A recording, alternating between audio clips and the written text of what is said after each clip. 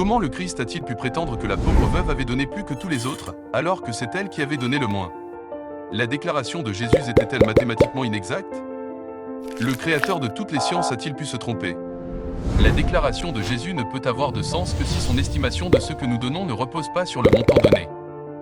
D'après l'estimation de Jésus, il fit l'éloge de la pauvre veuve non pas parce qu'elle avait donné une grosse somme d'argent, mais parce qu'elle avait donné tout ce qu'elle possédait. Exprimé sous forme de proportion ou de pourcentage, tout est égal à 100 centièmes ou 100%. Personne ne peut donner plus de 100%. Se pourrait-il que Dieu estime la proportion que nous donnons d'après ce qu'il nous a donné, et non le montant que nous apportons? Inspirés par Dieu, Moïse et Paul ont fait allusion à un système proportionnel réglant nos dons en indiquant, dans Deutéronome 16.17 et 1 Corinthiens 16.2, on attend de ceux qui jouissent d'une bénédiction ou d'une prospérité financière plus grande qu'ils donnent davantage. On attend de ceux qui jouissent d'une bénédiction ou d'une prospérité financière moindre qu'ils donnent moins, et que ceux qui n'ont reçu aucune bénédiction financière ne donnent rien.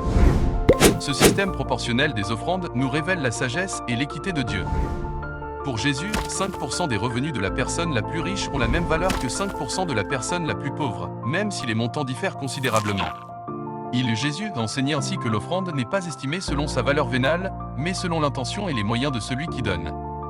Ceux qui, dans leur prière, consacrent à Dieu un pourcentage de leurs revenus ou de leur plus-value comme offrande régulière en sus de la dîme n'ont plus le fardeau de décider combien donner en offrande, ni quand donner.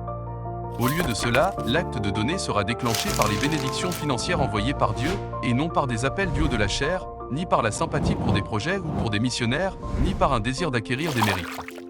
Les disciples du Christ ne doivent pas attendre que des appels missionnaires émouvants les incitent à l'action. S'ils sont spirituellement éveillés, ils percevront, dans leurs revenus de chaque semaine, abondants ou pas, la voix de Dieu et celle de leur conscience réclamant avec autorité les dîmes et les offrandes qui sont dues au Seigneur. Personne n'aurait probablement eu plus de raison de ne pas donner que cette femme. Outre le fait qu'elle était très pauvre, les prêtres de cette époque étaient profondément corrompus et cherchaient à bénéficier égoïstement des offrandes apportées par le peuple. Bien que Jésus sache que ceci finirait par le tuer, son éloge de l'acte de cette femme confirme implicitement que sa maison du trésor est encore l'endroit où il s'attend à ce que ses enfants apportent leurs dîmes et leurs offrandes, et que même si l'homme abuse du don, le donateur n'est pas privé de la bénédiction divine.